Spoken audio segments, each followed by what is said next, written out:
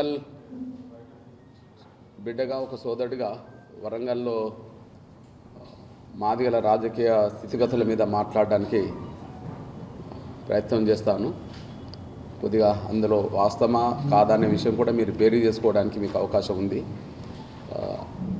మాట్లాడే దాంట్లో న్యాయం ఉన్నదనుకుంటే మీ సంపూర్ణ సహాయ సహకారాలు అందించాలని కోరుతున్నాను. నేను ఉమ్మడి వరంగల్ జిల్లాలో మాదిగల రాజకీయ ఎదుగుదలను జీర్ణించుకోలేకుండా అడుగు అడుగున అడ్డుకుంటున్నది కడియం శ్రేయర్ గారు.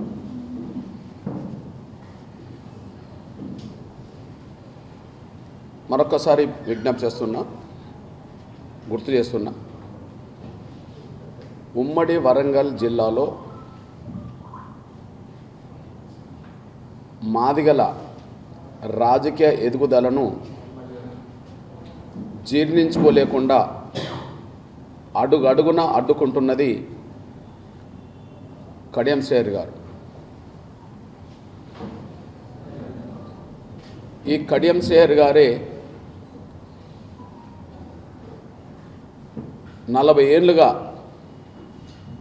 ఉమ్మడి వరంగల్ జిల్లాలో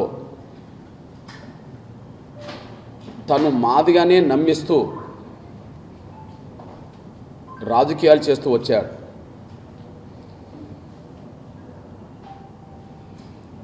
మాదిగల్లో ఒక ఉపకులానికి సంబంధించిన అతి తక్కువ జనాభాకు సంబంధించిన బైండ్ల సామాజిక వర్గానికి సంబంధించిన వ్యక్తి అయినా ఆయన రాజకీయ ఎదుగుదలకు తను మాదిగనని గతంలో పదే పదే చెప్పుకుంటూ పోవడమే ఆయన ఎదుగుదలకు మాదిగ కులాన్ని ఉపయోగించుకున్నాడనే విషయం స్పష్టంగా రుజువు అవుతుంది. గత 40 ఏళ్లుగా తను రాజకీయాల్లో నిలదొక్కుకోవడానికి ఏ మాదిగ జాతినైతే ఉపయోగించుకున్నాడో, ఏ మాదిగ జాతినైతే తన ఎదుగుదలకు నిరంతరం ఉపయోగించుకుంటూ వచ్చాడో అదే మాదిగల నుంచి ఎదుగుతున్న రాజకీయ నాయకులందరినీ ఆయన అడుగడుగున అడ్డుకుంటూ వస్తున్నాడు. 40 ఏళ్ళ ఆయన రాజకీయ ప్రస్థానంలో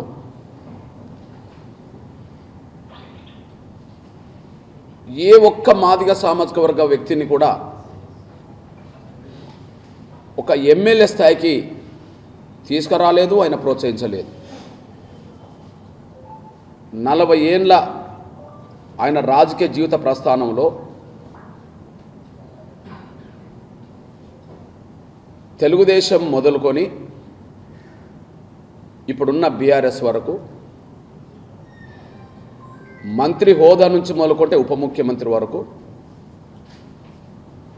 ఎమ్మెల్సీ నుంచి ఎమ్మెల్యే నుంచి ఎంపీ వరకు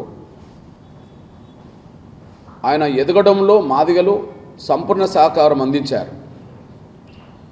కానీ ఆయన వల్ల ఈ ఉమ్మడి వరంగల్లో ఏ ఒక్కరూ ఒక ఎమ్మెల్యే స్థాయికి ఎదిగిన చరిత్ర లేదు.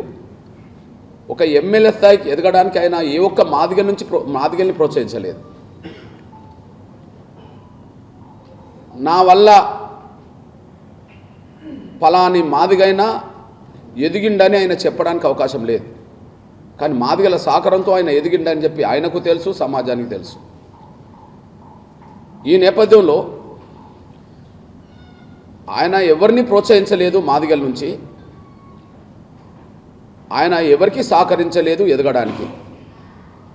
కానీ ఆయన ప్రోత్సాహానికి సంబంధం లేకుండా, ఆయన సహకారానికి సంబంధం లేకుండా వివిధ కోణాల్లో మాదిగల నుంచి ఎదిగితే అది కూడా జీర్ణించుకోలేకుండా పోయాడు. ఇది ఇంపార్టెంట్.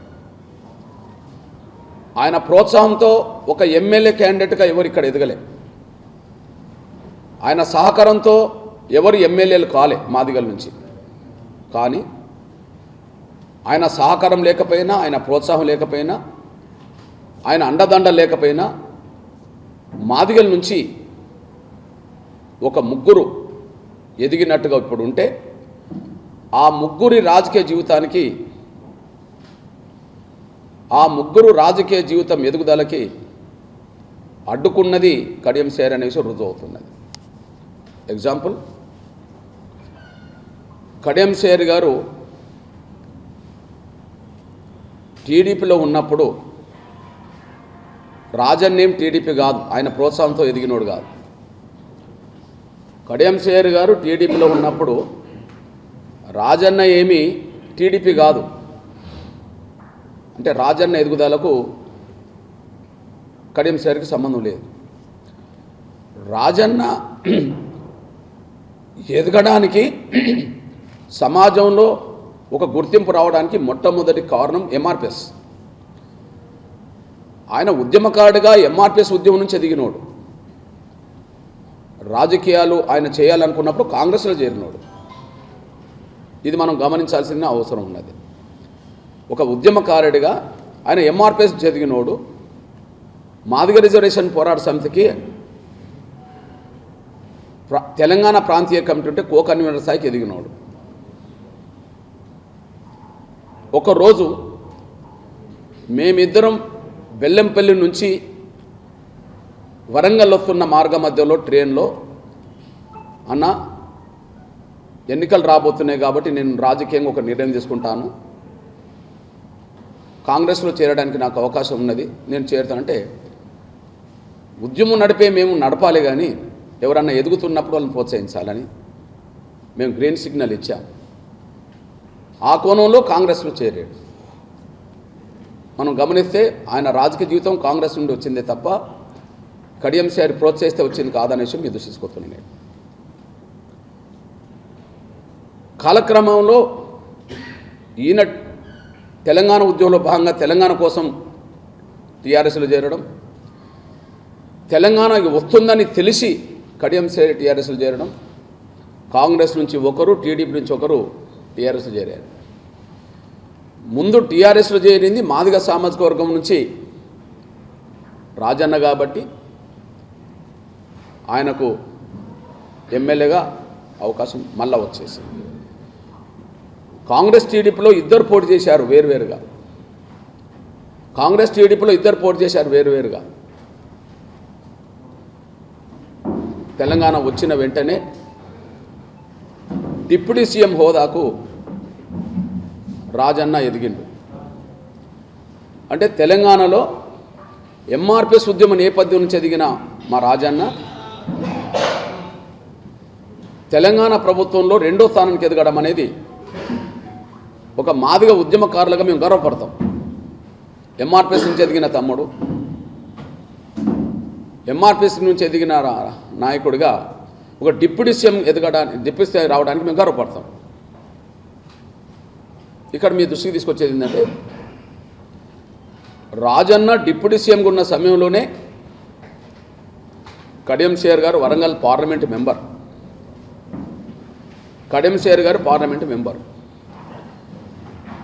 6 నెలలు తిరగకముందే కడియం శ్రీహరి గారికి 5 ఏళ్ళు ఇంకా 4.5 సంవత్సరాలు ఎంపీగా అవకాశం ఉన్నా కూడా రాజన్న మీద లేనిపోని దుష్ప్రచారం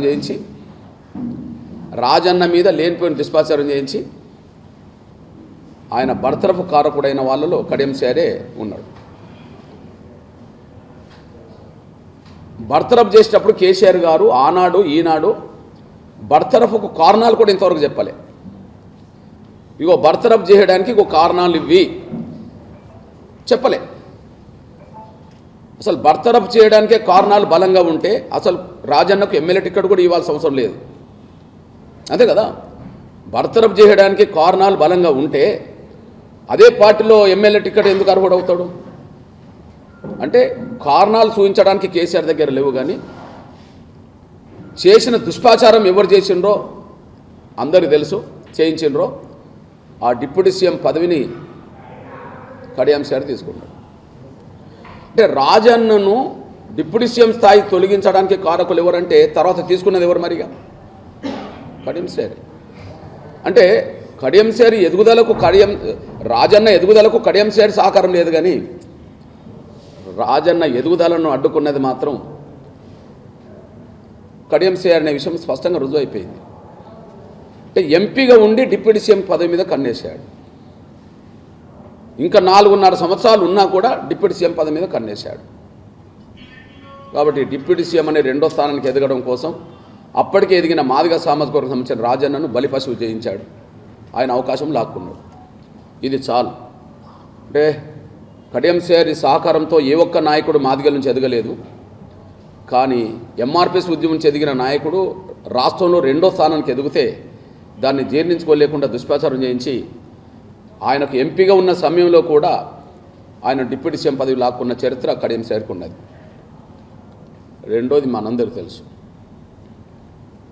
ఓకే, మళ్ళీ చెప్తున్నా, రాజన్నను బర్తరఫ్ చేసేటప్పుడు ఏ కారణం చెప్పలేదు, ఇప్పటికే కారణం చెప్పలేదు ఎవరు. కారణాలు కనుక ఉంటే ఆయనకు ఎమ్మెల్యే టికెట్ ఇవ్వాల్సిన అవసరం కూడా కేసీఆర్కు లేదు. మరి ఎమ్మెల్యే టికెట్ ఇచ్చుడు మళ్ళీ గెలిచిండు. ఎమ్మెల్యే టికెట్ అయితే మళ్ళీ గెలిచిండు. బర్తరఫ్ తర్వాతనే కదా మళ్ళీ గెలిచిండు.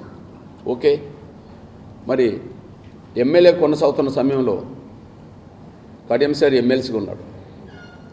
మొన్నటి ఎన్నికల్లో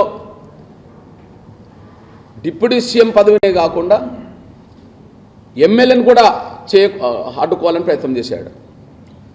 ఇక మనందరికీ తెలుసు, ఎమ్మెల్యేగా మళ్ళీ టిక్కెట్ రాకుండా చేయడం కోసం చేసిన దుష్ప్రచారం ఏందో మనందరికీ తెలుసు. అందరికీ తెలుసు.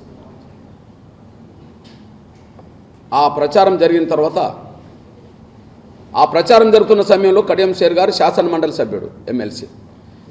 ఆయనకు 2028 వరకు శాసనమండలి ఉన్నది. 2028 వరకు శాసనమండలి ఉన్నది.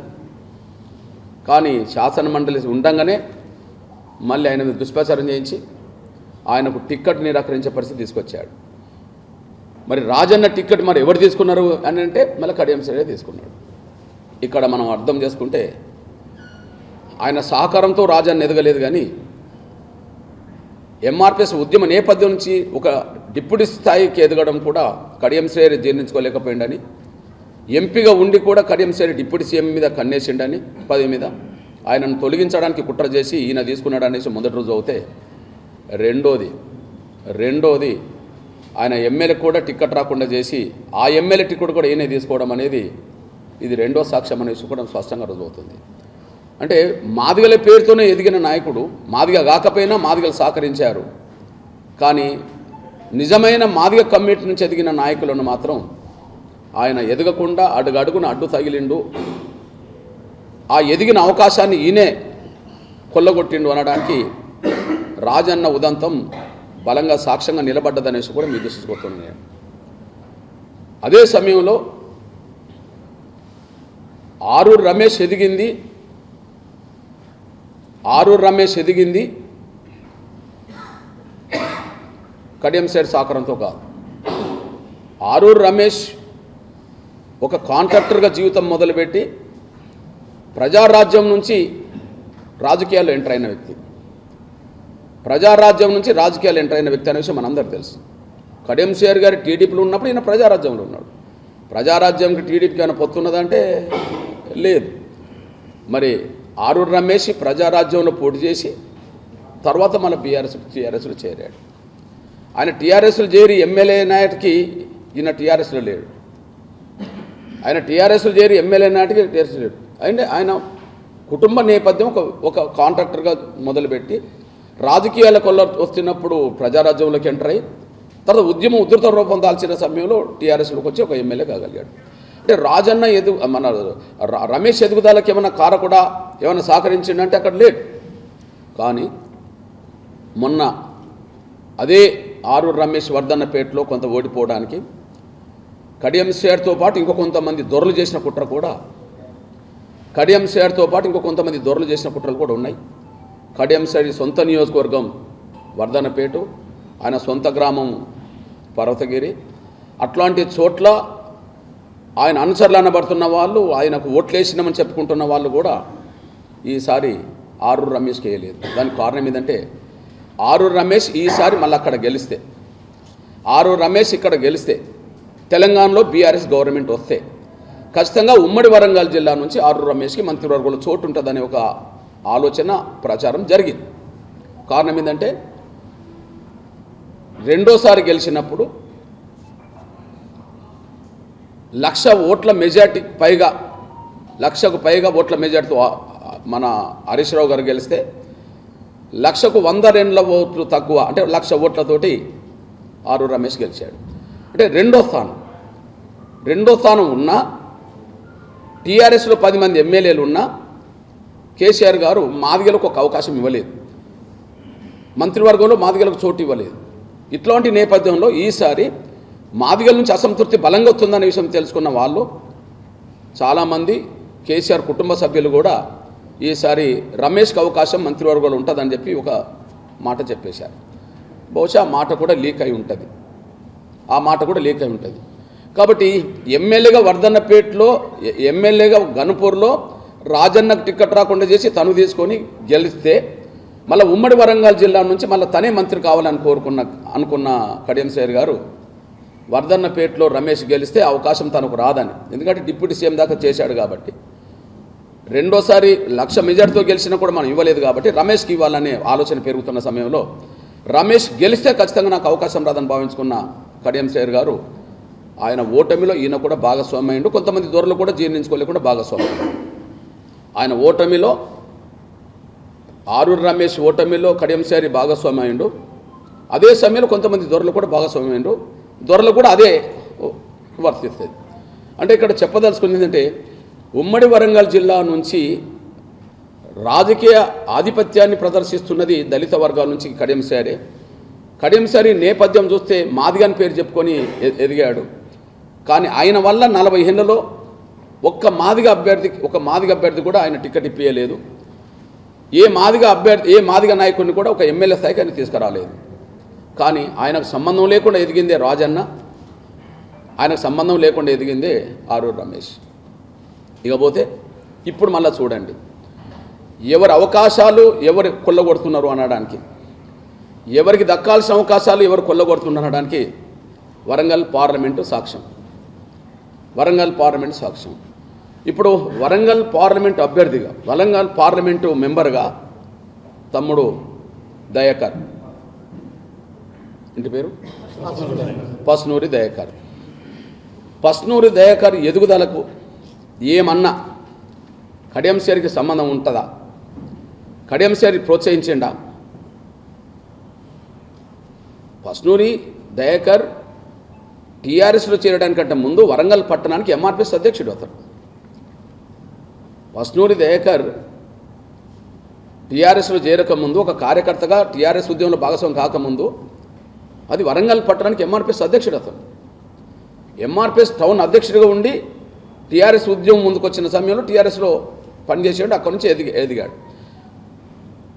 ఆయనకు టిక్కెట్ రాకుండా కూడా అడ్డుకునే ప్రయత్నం చేశాడు. ఇక్కడ ఒక సోదరుడు లాయర్ రవికుమార్, వాళ్ళ తండ్రి బీసీ సామాజిక వర్గం సంబంధించిన దాన్ని తల్లి ఎస్సీ అంటారు, తండ్రి బీసీ, ఆయన సర్టిఫికెట్ నేపథ్యం మొత్తం బీసీగా ఉంటుంది. కాబట్టి ఎస్సీ రిజర్వేషన్ సీట్ల కాడ ఈ కడియం శ్రీహరి రవికుమార్ని ప్రోత్సహించే ప్రయత్నం చేశాడు. ఇది అందరికీ తెలిసిన విషయమే, మీడియా సోదరులందరికీ తెలిసిన విషయమే. ఎంత దూరం పోయిందంటే కడియం శ్రీహరి తల్లి పద్మశాలి, ఓకే, రవికుమార్ తండ్రి పద్మశాలి. ఈ నేపథ్యం ఉండబడే కదా, ఈ నేపథ్యం ఉండబడే అతనికి వరంగల్ పార్లమెంట్ టిక్కెట్కి ఇప్పించడం కోసం ఆయన ప్రయత్నం చేశాడు కడియం శ్రీహరి. ఎంత దూరం పోయిందంటే ఉమ్మడి వరంగల్ జిల్లా మొత్తం టీఆర్ఎస్ నాయకులందరితో కూర్చుండబెట్టి కేసీఆర్ గారు ఫైనల్ కూడా చేశాడు. అన్ని పత్రికల్లో, అన్ని ఎలక్ట్రానిక్ మీడియాలో రేపు డిక్లేర్ చేయబోతున్నాడు, ఇవాళ డిసైడ్ అయింది, రేపు డిక్లేర్ చేయబోతున్నాడు 11 గంటలకు అని చెప్పి అన్ని పేపర్లు, అన్ని టీవీలు రాసినాయి, అందరికీ తెలిసిన విషయమే. ఉమ్మడి వరంగల్ జిల్లా టీఆర్ఎస్ పెద్దల సమావేశంలోనే రవికుమార్ పేరు ఫైనల్ చేశాడు కేసీఆర్ గారు. అది పేపర్లో, టీవీలో వచ్చేసింది. 11 గంటలకు ప్రెస్ మీట్ పెట్టాలి. కానీ ఈలోపు ఎంఆర్పిఎస్ అప్పీల్ చేసింది. ఈలోపు ఎంఆర్పిఎస్ అప్పీల్ చేసింది, మీరు నిజమైన ఎస్సీలకు నిజమైన మాదిగ వర్గాలకు సంబంధించిన వాళ్ళకి ఇవ్వండి అని చెప్పి. ఎందుకంటే కడియం శ్యారీ తల్లి పద్మశాలి అంటారు, తండ్రి బయన్లు అంటారు. ఇప్పుడు రవికుమారు తల్లి ఏదో ఎస్సీ మాదిగనో ఏదో అంటారు, లేదా తండ్రి మళ్ళా పద్మశాలి అంటారు. అరే మీరు నిజమైన తల్లిదండ్రులు మాదిగ సామాజిక వర్గం ఉన్న వాళ్ళకి ఇవ్వచ్చు కదా అని చెప్పినప్పుడు ఆ సమయంలోనే మళ్ళీ దయాకర్ పేరును వాళ్ళు ప్రపోజల్కి తీసుకున్నారు. అంతిమంగా దయాకర్కు టికెట్ వచ్చేసింది. ఇప్పుడు చెప్పండి, ఇక్కడ వరంగల్ ఎంపీగా దయాకర్ 2 సార్లు ఇక్కడ నిలబడి గెలిచిండు అనంటే మాదిగ ఉద్యమం నుంచి ఎదిగిన నాయకుడే కానీ కడియం శ్యారీ సహకారంతో ఎదిగినోడు కాదు. కడియం శ్యారీ అడ్డుకునే ప్రయత్నం చేయబోయాడు. ఆ సమయంలో ఎంఆర్పిఎస్ అలర్ట్ అయింది. అలర్ట్ అయిన సమయంలోనే రవికుమార్ను డిక్లేర్ చేయాల్సిన సమయంలో దయాకర్ను డిక్లేర్ చేయడం జరిగింది. ఇది నేపథ్యం. ఇప్పుడు చెప్పండి, ఇప్పుడు బీఆర్ఎస్ తెలంగాణలో రాజకీయంగా చాలా సమస్యలు ఎదుర్కొంటున్నది. అధికారం కోల్పోయిన తర్వాత బీఆర్ఎస్లో ఉండడానికి చాలామందికి అవకాశం తక్కువ కనిపిస్తున్నది. ఎంపీ టికెట్లు ఇస్తామని ఎంపీలను బుజ్జగించే ప్రయత్నం చేసినా కూడా ఎంపీలందరూ జారిపోతున్న విషయం మనం చూస్తున్నాం. జహీరాబాద్ నుంచి పార్టీలు వెళ్ళిపోయాడు, టికెట్ ఆయనదే. సిట్టింగ్ ఎంపీకి సిట్టింగ్కి ఇవ్వాల్సిందే. చేవెళ్ళ సిట్టింగ్ ఎంపీ జారిపోయాడు, ఇంకొకరు ఇట్లా జారిపోతున్నారు. ఒక మాట చెప్పాలంటే బీఆర్ఎస్ నుంచి పోటీ చేయడానికి ముందుకు రావడానికి భయపడుతున్న సమయంలో మరి వరంగల్ ఎంపీ సిట్టింగ్ ఎంపీ కదా, ఇక్కడ వరంగల్ సిట్టింగ్ ఎంపీ కదా దయాకర్, ఇక్కడ మిగతా వాళ్ళందరూ పారిపోతున్నారు, ఇక్కడేమీ ముందు పారిపోలేదు కదా. చివరికి మరి వరంగల్ ఎంపీ టికెట్ కూడా సిట్టింగ్ ఎంపీకి ఇవ్వకుండా చేసి డ్రామాలాడి తన కన్న కూతురుకు కావ్యకే ఇప్పించుకున్నాడంటే ఆయన 40 ఏళ్ళ రాజకీయ జీవితంలో నలుగురిని కాదు, ముగ్గురిని కాదు, ఇద్దరిని కాదు, ఒక్కరిని కూడా ఒక ప్రజాపతి స్థాయికి తీసుకురాలేదు. ఆయనకు సంబంధం లేకుండా ఎదిగిన రాజన్న జీవితాన్ని బలి తీసుకున్నట్టు అయింది. ఆయన సంబంధం లేకుండా ఎదిగిన ఆరు రమేష్ని ఓటమికి కారకుడు కావడం అయింది. ఆయనకు సంబంధం లేకుండా ఒక ఎంఆర్పిఎస్ ఉద్యమం నేపథ్యం నుంచి ఎదిగిన దయాకర్కు సిట్టింగ్ ఎంపీగా ఉన్నబడే దయాకర్ కూడా సీటు రాకుండా చేసి కన్న కూతురుకి ఇప్పించుకున్నాడు అయింది. దీన్ని బట్టి కడియం శ్యారీ మాదిగల ఎదుగుదలను ఎంత జీర్ణించుకోలేకుండా పోయాడో, మాదిగల ఎదుగుదలకు ఏ విధంగా అడుగడుగున అడ్డు తగులుతున్నాడో ఇది స్పష్టంగా రుజువవుతుంది. కాబట్టి వరంగల్ జిల్లాలో ఉండబడే, ఉమ్మడి వరంగల్ జిల్లాలో ఉండబడే నా మాదిగ ప్రజలకు నేను అప్పీల్ చేస్తున్నాను. ఎట్టి పరిస్థితిలో ఖచ్చితంగా బీఆర్ఎస్కు ఓటేయద్దని, ఇక్కడ కడియం శ్యారీ మాదిగల ఎదుగుదలని అడ్డుకుంటూ వచ్చిండనే విషయం రుజువుతున్న సమయంలో, ఆయన కూతురుకు తప్ప ఏ కార్యకర్తకు ఇప్పలేని పరిస్థితిలో ఉన్న ఆయన సమయంలో ఖచ్చితంగా బీఆర్ఎస్కి ఓట్లేయడం అనేది మాదిగల ఎదుగుదలను అడ్డుకున్న వాళ్ళకు ఓట్లేసినట్టు అవుతుందని, బీఆర్ఎస్కి ఓట్లేస్తే మాదిగల ఎదుగుదలను అడ్డుకున్న వాళ్ళకే ఓట్లేసినట్టు అవుతుందని, ఎట్టి పరిస్థితిలో మాదిగల ఓటు ముందుగా ఈ వరంగల్లో మాత్రం బీఆర్ఎస్కి ఓటేయద్దని చెప్పి మేము అప్పీల్ చేస్తున్నాం. నిజంగా చాలా ఈర్ష్యపరుడు కడియం శ్యారీ, చాలా ఈర్ష్యపరుడు. ఆయనకు నరనరాన పక్క వాళ్ళు ఎదిగితే జీర్ణించుకోలేని మనస్తత్వం గలవాడు అనే విషయం రుజువవుతుంది. మేము చాలా గర్వపడతాం. ఆయన 40 ఏళ్ళ రాజకీయ జీవితం ఒక్కరిని పైకి తీసుకురాలేదు. కానీ ఎంఆర్పిఎస్ ఉద్యమ నేపథ్యం ఉన్న ఎంఆర్పిఎస్లో పనిచేస్తున్న పిల్లలు వార్డు మెంబర్ల నుంచి, సర్పంచ్ల నుంచి, కౌన్సిలర్ల నుంచి, ఎంపీటీసీలు, జెడ్పీటీసీల నుంచి, ఎమ్మెల్యేలు, ఎంపీల వరకు, రాష్ట్ర మంత్రుల వరకు, తమిళనాడు నుంచి మురుగన్ అనే తమ్ముడు కేంద్ర మంత్రి వరకు ఎదిగారు. అంటే ఒక నేపథ్యం నుంచి ఎదుగుతున్నప్పుడు వాళ్ళని ప్రోత్సహించాలి, వాళ్ళ ఎదుగుదలకు సహకరించాలి. ఓ ఎంఆర్పిఎస్ ఉద్యమ నేపథ్యం నుండి వచ్చిన ఎదిగిన వాళ్ళందరికీ ఎంఆర్పిఎస్ సహకరించుకుంటూ వచ్చింది, ప్రోత్సహించుకుంటూ వచ్చింది. కానీ ఆయన ఎదుగుదలకే కారణమైన మాదిగ జాతి నుంచి ఆయనకు సంబంధం లేకుండా ఎదిగినా కూడా ఆయన జీర్ణించుకోలేకుండా వాళ్ళ రాజకీయ జీవితాలను ఎదగకుండా అడ్డుకోవడంలో కడియం శ్యారీ పాత్రే రాజన్న విషయంలో ఉన్నది. కడియంశేరి పాత్రే ఆరూరు రమేష్ ఓటమిలో ఉన్నది. కడియంశేరి పాత్రే ఇవల్ల దయాకర్ మూడోసారి టికెట్ రాకుండా అడ్డుకోవడంలో ఉన్నది. వాళ్ళ దయాకర్ పార్టీ మారాల్సిన అవసరం, టికెట్ కావ్యకి ఇచ్చినాక మారిండేమో కానీ టికెట్ కావ్యకు డిక్లేర్ అయిన తర్వాత ఇగో మాదిగల రాజకీయ జీవితాలకు వీళ్ళు అడ్డం పడుతుంటారని చెప్పి ఆయన ఇంకో పార్టీలో చేరిండేమో కానీ ఆయన సిట్టింగ్ ఎంపీగా టికెట్ వస్తే ఆయన పార్టీ మారేవాడు కాదనే విషయం మన అందరికీ తెలుసు. ఈ నేపథ్యంలో మాదిగలు ఎవరు కూడా ముందు జీర్ణించుకోలేని మనస్తత్వం గల్లా, పక్క వాళ్ళు ఎదుగుతుంటే జీర్ణించుకోలేని కుళ్ళుబోతు మనస్తత్వం ఉండబడే కడియంశేరికి తగిన రాజకీయ గుణపాఠం కడియంశేరి బిడ్డకు ఓటేయడం ద్వారా, ఓటు వేయకపోవడం ద్వారా నిరూపించాలని చెప్పి నేను విజ్ఞప్తి చేస్తూ, అదే సమయంలో జాతీయ రాజకీయాల్లో కాంగ్రెస్ బీజేపీలు ఉంటాయి, జాతీయ రాజకీయాల్లో ఉంటాయి. ఈ దేశంలో ఎవరు ప్రధానమంత్రి అవుతే వర్గీకరణ లక్ష్యం నెరవేరుతుంది, ఎవరు ప్రధానమంత్రిగా ఉంటే మాదిగలకు మేలు జరుగుతుంది అనే విషయంలో మేము అనుభవంతో అవగాహనతో ఒక నిర్ణయానికి రావాల్సి వచ్చింది. ఉదాహరణకు మాదిగల రాజకీయ ఎదుగుదలకు కూడా ఖచ్చితంగా గౌరవ నరేంద్ర మోడీ గారు చాలా ప్రత్యేక శ్రద్ధ పెడుతున్నాడు అనే విషయం ఒక ఉదాహరణ తీసుకొస్తా. ఎగ్జాంపుల్, కేసీఆర్ గారికి నరేంద్ర మోడీ గారికి ఒక విషయంలో గుర్తు చేస్తే, కేసీఆర్ గారు ప్రభుత్వం ఉన్నప్పుడు 10 మంది మాదిగ ఎమ్మెల్యేలు ఉంటే ఆ 10 మంది మాదిగ ఎమ్మెల్యేలో మొదటిసారి, రెండోసారి, మూడోసారి, నాలుగోసారి గెలిచిన వాళ్ళు మాదిగలు ఉన్నారు. కానీ 10 మంది ఎమ్మెల్యేలు ఉన్నా ఒక్కరిని మంత్రివర్గంలో తీసుకోలేదు. దళితుల్లో మాదిగల కంటే తక్కువ జనాభా గల మా కొప్పుల ఈశ్వర్కు అవకాశం వచ్చింది. తన సొంత కులమైన వెలమలకు 4గురిని తీసుకున్నాడు. తనతో పాటు ఒకే కులమైన రెడ్డి వాళ్లకు 7గురిని మంత్రుల్లో చేర్చుకున్నాడు. కానీ అతిపెద్ద జనాభా గల మాదిగలు 12% ఉన్నారు. 10 మంది ఎమ్మెల్యేలను కూడా ఒకరికి అవకాశం ఇవ్వలేదు. కానీ అదే నరేంద్ర మోడీ గారు ఆయన కేంద్ర ప్రభుత్వంలో దక్షిణాది నుంచి, ముఖ్యంగా చిత్రదుర్గం నుంచి ఎంపీగా గెలిచిన నారాయణ స్వామి గారిని మాదిగైన మంత్రిని చేసుకున్నాడు. చిత్రదుర్గం నుంచి ఎదిగిన ఎంపీగా గెలిచిన నారాయణ స్వామిని కేంద్ర మంత్రి చేశాడు. అంతకంటే ముఖ్యంగా తమిళనాడులో బీజేపీకి గణనీయమైన పట్టు లేదు. మొన్నటి వరకు పట్టు లేదు, ఇప్పుడు పట్టు పెరుగుతుందని ఒక ఇంటెలిజెన్స్ వస్తుంది రిపోర్ట్లు. పట్టు లేదు. అట్లాంటి కాడ తమిళనాడులో ఒక ఎమ్మెల్యేగా పోటీ చేసి మురుగన్ అనే మాదిగ తమ్ముడు ఓడిపోయాడు. ఎమ్మెల్యేగానే పోటీ చేసి మురుగన్ అనే ఒక మాదిగ తమ్ముడు ఓడిపోయాడు. ఆ మురుగన్ అనే తమ్ముడు ఎమ్మెల్యేగా ఓడిపోతే ఆయనను తీసుకెళ్లి కేంద్ర మంత్రిని చేశాడు నరేంద్ర మోడీ గారు.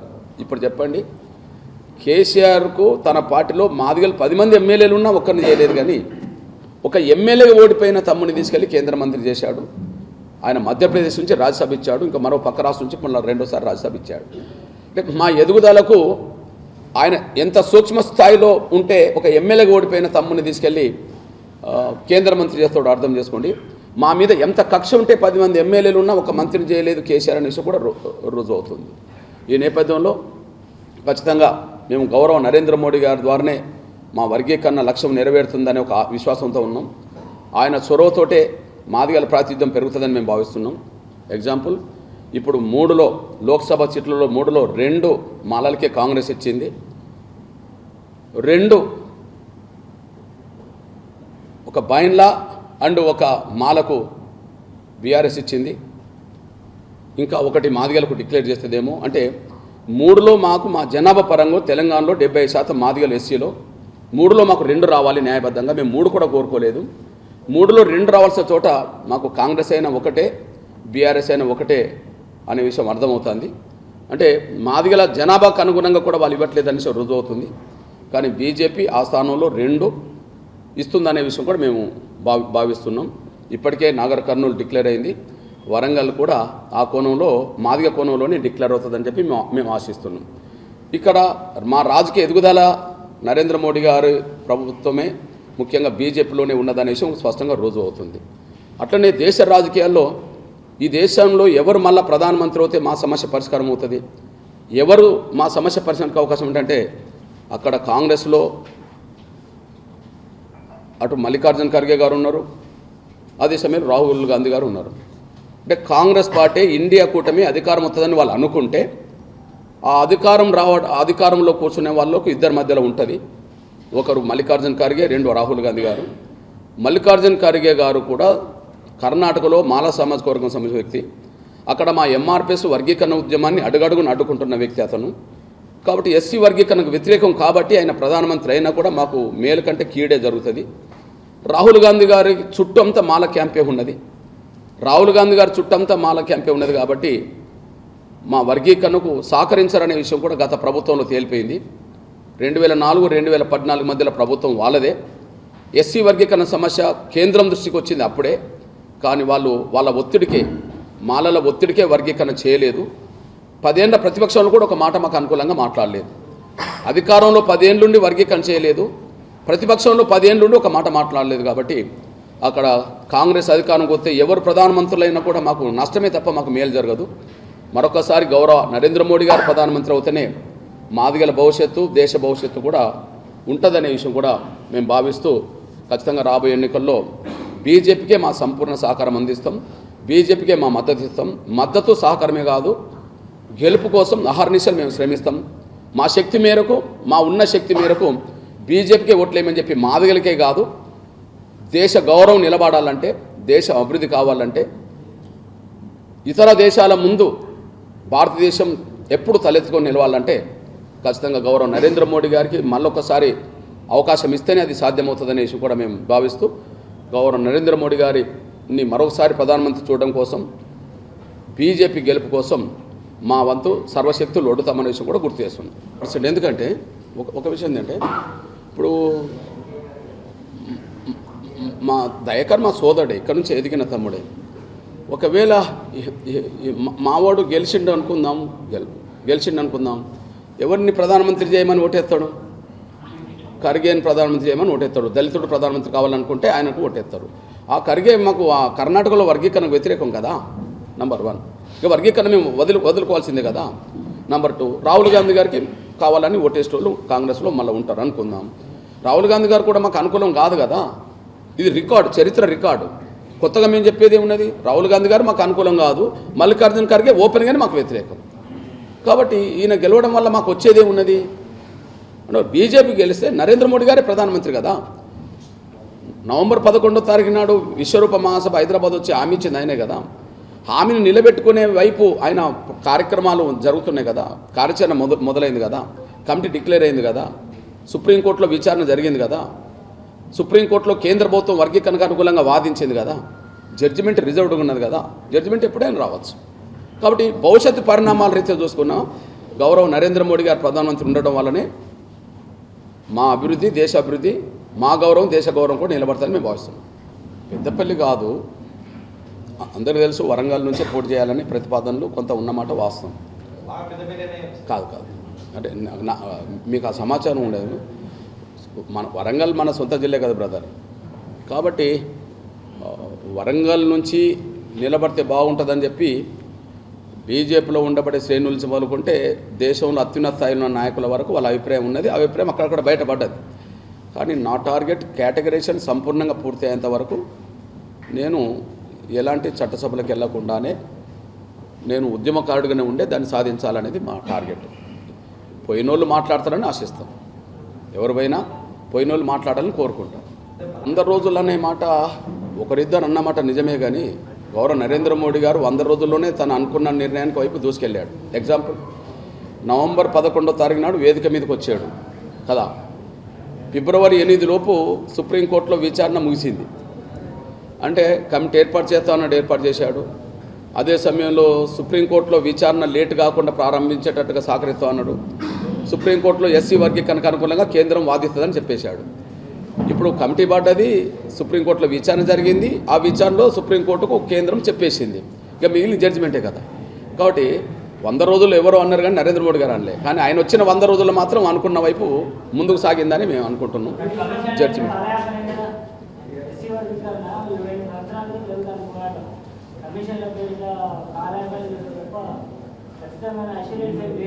ఎవరెవరు ఏమన్నా అయితే మీరు కొంత గౌరవ నరేంద్ర మోడీ గారు వేసినది కమిషన్ కాదు, కమిటీ. దాని మీద 2 సార్లు అమిత్ షా గారు కూడా వివరణ ఇచ్చాడు. గతంలో పట్టిన కమిషన్లు 3 ఉన్నాయి. లోకూర్ కమిషన్ 65లో పడ్డది. 96లో రామచంద్ర కమిషన్. లోకూర్ కమిషన్ పడ్డప్పుడు లాల్ బహదూర్ శాస్త్రి ప్రధానమంత్రి, రామచంద్ర కమిషన్ వేసినప్పుడు చంద్రబాబు నాయుడు గారు ముఖ్యమంత్రి. మళ్ళీ జస్టిస్ ఉషా మేరా కమిషన్ ఇచ్చింది మన్మోహన్ సింగ్ గారు ప్రభుత్వమే. వర్గీకరణ జరగాలన్నా వద్దా అనే విషయంలో కమిషన్లు అవి. కానీ మొన్న నరేంద్ర మోడీ గారు పెట్టింది కమిటీ, అత్యున్నత స్థాయి ఆఫీసర్ల కమిటీ. అది క్యాబినెట్ సెక్రటరీతో చైర్మన్గా వేసిన కమిటీ. అందులో అన్ని డిపార్ట్మెంట్లు ఉంటాయి. సోషల్ వెల్ఫేర్, గిరిజన వెల్ఫేర్, తర్వాత హోమ్, లా, అంటే కేటగరైజేషన్ ముందుకు నడపడానికి ఎన్ని డిపార్ట్మెంట్ సహకారం కావాలో వాళ్ళతో కమిటీ వేశారు. అది కమిటీ అత్యున్నత కమిటీ. అది వర్గీకరణ చేయాలన్నా వద్దనడానికి వేసిన కమిటీ కాదు. వర్గీకరణ ప్రక్రియను స్పీడ్ పెంచడానికి, వర్గీకరణ ప్రక్రియను ముందుకు నడపడానికి వేసిన కమిటీ. అది ఆ ముందుకు నడపడానికి వేసిన కమిటీ కాబట్టినే ముందు సుప్రీంకోర్టులో కేసు ఉన్నది కాబట్టి సుప్రీంకోర్టులో కేసును పరిశీలి చేయండి అని చెప్పేసిన కమిటీ కాబట్టి ఆయన వచ్చిపోయిన తర్వాతనే కమిటీ పడ్డది. కమిటీ పడ్డ తర్వాతనే సుప్రీంకోర్టులో విచారణ మొదలైంది. విచారణకు కేంద్రం ఎట్లా సపోర్ట్ చేయాలనో లా డిపార్ట్మెంట్ పోస్టున పెట్టింది. కేంద్రం సుప్రీంకోర్టులో అఫిడవిట్ దాఖలు చేసింది. అది ప్రక్రియ. ఇప్పుడు సుప్రీంకోర్టు జడ్జిమెంట్ రిజర్వ్డ్ ఉన్నది కాబట్టి జడ్జిమెంటు రేపు వస్తుందా ఎల్లుండి వస్తుందా సుప్రీంకోర్టును మనం ప్రభావితం చేయలేము కదా. సుప్రీంకోర్టును ఈ రోజు జడ్జిమెంట్ ఇవ్వమని చెప్పలేము కదా. బహుశా సుప్రీంకోర్టు జడ్జిమెంటుతో వర్గీకరణ పరిష్కారానికి సంపూర్ణత చేకూరుతుందని అనుకుంటున్నాం, ఆశిస్తున్నాం. తదుపరి పరిణామాలు ఏమన్నా కూడా కేంద్రం చూసుకుంటుంది. ఆ విశ్వాసం గౌరవ నరేంద్ర మోడీ గారి అయితే మాకు ఉన్నది. 100కు 1000% ఉన్నది. ఆయన తప్ప వర్గీకరణ కాదు కొన్ని సమస్యల పరిష్కారం ఎవరు ఇంకా చేయరు. ఎగ్జాంపుల్, మనం అంబేద్కర్ను చాలా పూజిస్తాం, గౌరవిస్తాం అందరం. డాక్టర్ అంబేద్కర్ కలలు కన్న హిందూ కోడ్ బిల్లు అంటే మహిళలకు సమానత్వం అని అర్థం, అంతే కదా. ఆయన లా మినిస్టర్గా ఉన్నప్పుడు పెట్టిన బిల్లు అప్పుడు ఓడిపోతే ఒక మహిళా బిల్లును గెలిపించడం కోసం ప్రధానమంత్రిగా పనిచేసిన ఇందిరాగాంధీ చేయలేదు. మొన్న యూపీఏకు చైర్పర్సన్గా పనిచేసిన సోనియా గాంధీ కూడా ముందుకు తీసుకెళ్ళలేదు. మరి దాన్ని సంపూర్ణంగా పూర్తి చేసింది ఎవరన్నా ఉంటే గౌరవ నరేంద్ర మోడీ గారే కదా. అంటే అంబేద్కర్ కలలు కన్నా మహిళలకు చట్టసభలో ప్రాతినిధ్యం అనేది ఎప్పుడో మనం అంబేద్కర్ని చూడలేదు. కానీ ఎప్పుడు పరిష్కారం అయిందంటే మొన్ననే కదా పరిష్కారం అయింది. ఇట్లా 1-2 మనం చెప్పుకుంటూ పోతే దేశంలో ఒక ప్రధాన 10 సమస్యల మీద ఆయన అనుకున్న వైపు దూసుకెళ్ళిండు, పరిష్కరించిండు. ఈ వర్గీకరణ సమస్య వాటితో పోల్చుకుంటే చాలా చిన్న సమస్య. వాటి మీద నిర్దిష్టంగా హామీ ఇచ్చిండు. ఇప్పుడు తెలంగాణలో ఏ మీటింగ్ వచ్చినా కూడా మాదిగల గురించి మాట్లాడుకొని పోతుండ ఆయన. కాబట్టి ఆయన మీద సంపూర్ణ విశ్వాసం ఉన్నది. ఆయనే వర్గీకరణ చేస్తాడు.